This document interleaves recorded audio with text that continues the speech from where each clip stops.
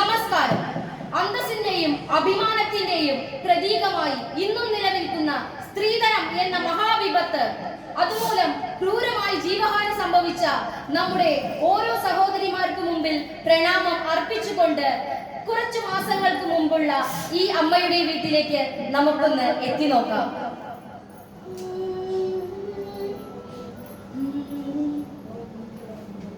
അമ്മേ, ഞാൻ കോളേജിലേക്ക് പോവാണേ. മോളെ, ഞാൻ മോളോട് പറഞ്ഞതല്ലേ ഇന്ന് കോളേജിലേക്ക് പോണ്ടാന്ന്. ഇന്നാണ് നിന്നെ കാണാൻ ആ ചെറുക്കൻ കൂട്ടർ വരുന്നത്. അമ്മേ, ഞാൻ അമ്മയോട് പറഞ്ഞതല്ലേ എനിക്കിപ്പോ കല്യാണമൊന്നും വേണ്ടാന്ന്. എനിക്ക് പഠിക്കണം അമ്മേ. ശിവ ശിവ, നീ എന്താ ഈ പറയണേ? പഠിക്കാനോ? ഈ തറവാട്ടിലെ പെൺകുട്ടികൾ ആരും 18 കഴിഞ്ഞ് നിന്നിട്ടില്ല. അടുത്ത ചിങ്ങത്തില് കുട്ടിക്ക് 19 തികയും. മോളെ, മോളുടെ നന്മയ്ക്ക് വേണ്ടിയല്ലേ അമ്മ ഈ പറയുന്നത്. ഈ ചെക്കന് സർക്കാർ ഉദ്യോഗസ്ഥനാ. അതുകൊണ്ട് തന്നെ അവനെ കല്യാണം കഴിച്ചാൽ നമ്മുടെ ഭാഗ്യമാ. നമ്മുടെ എല്ലാ കടങ്ങളും തീരും, നമ്മുടെ സങ്കടങ്ങളെല്ലാം മാറും. ഈ വീടിന്റെ ആധാരം ബാങ്കിൽ പണയപ്പെടുത്തിയാൽ എത്ര കിട്ടുമെന്നറിയാൻ അച്ഛൻ അന്വേഷിക്കുന്നുണ്ട്. അതിനിടയിൽ മോൾ ഈ പഠിപ്പിന്റെ കാര്യം പറഞ്ഞ് അച്ഛൻ വരുമ്പോൾ ബുദ്ധിമുട്ടിപ്പിക്കല്ലേ. അല്ലേലും പെൺപിള്ളേർ ഇപ്പൊ പഠിച്ചിട്ട് എന്തിനാ? ഏതെങ്കിലും ഒരുത്തനെ കെട്ടി കുട്ടികളെയും മക്കളെയും വീട്ടുപണി നോക്കാൻ അറിഞ്ഞാൽ മാത്രം മതി. അപ്പോ എന്റെ ആഗ്രഹങ്ങൾ, ഞാൻ കണ്ട സ്വപ്നങ്ങൾ, എന്റെ വിദ്യാഭ്യാസം 2 മാസങ്ങൾക്ക് ശേഷം അങ്ങനെ കല്യാണം എല്ലാം നല്ല ഭംഗിയായി നടന്നു. നമ്മുടെ ബാധ്യതകളെല്ലാം തീർന്നു. ശരി, ഞാനൊന്ന് പോയി കുളിക്കട്ടെ. നീ ചായ ഉണ്ടാക്ക്. ഹലോ. ആ മോളെ, എന്തൊക്കെയുണ്ട് അവിടുത്തെ വിശേഷങ്ങൾ? അതെയോ, അവിടെ എല്ലാവർക്കും സുഖമാണോ? ഹലോ അമ്മ. ഹലോ, ഞാനിവിടെ എപ്പോഴും വഴക്കമ്മ എന്നോട്. ഇവിടെ ആർക്കും എന്നോടൊരു ഇഷ്ടമില്ല അമ്മ. ഞാൻ ഒറ്റയ്ക്ക് അമ്മ ഇവിടെ. ഞാൻ അങ്ങോട്ട് വന്നോട്ടെ അമ്മ. പ്ലീസ് എന്നെ കൊണ്ടുപോകുമോ ഇവിടുന്ന്? മോളെ, എല്ലാ കുടുംബത്തിലും ചെറിയൊരു വഴക്ക് പതിവാണ് മോളെ. എല്ലാം നമ്മൾ അഡ്ജസ്റ്റ് ചെയ്ത് ജീവിക്കണം. ഓക്കെ? പക്ഷെ എനിക്കിവിടെ പറ്റുന്നില്ല അമ്മ.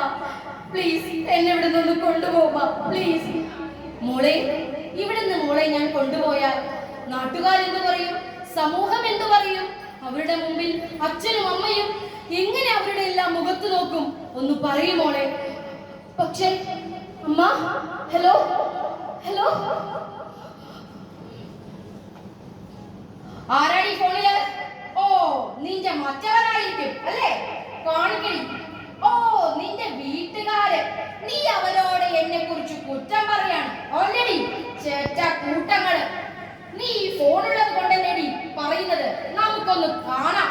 ഇനി ഈ ഫോൺ ഉണ്ടായിട്ടല്ലേ നീ സംസാരിക്കുള്ളൂ. തല്ലേ നിന്നെ. അയ്യോ, എന്നെ തല്ലല്ലേ ചേട്ടാ, തല്ലല്ലേ പ്ലീസ്. എന്നെ തല്ലല്ലേ, എനിക്ക് വേദനിക്കുന്നു. തല്ലല്ലേ പ്ലീസ്.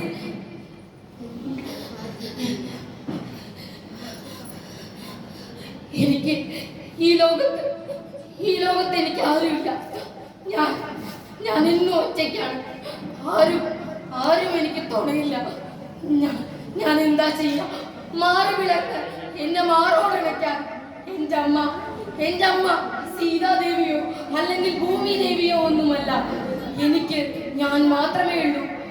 സാധാരണക്കാരിയായ എന്റെ അമ്മ സമൂഹത്തെയും അതുപോലെ തന്നെ നാട്ടുകാരെയും വീട്ടുകാരെയും നോക്കുന്ന പച്ചയായ ഒരു സ്ത്രീയാണ് എന്റെ അമ്മ. ഇനി ആരുമില്ലാത്ത ലോകത്ത് എനിക്ക് ഈ ജീവിതം വേണ്ട. ഞാൻ ഈ ജീവിതം അവസാനിപ്പിക്കുകയാണ്.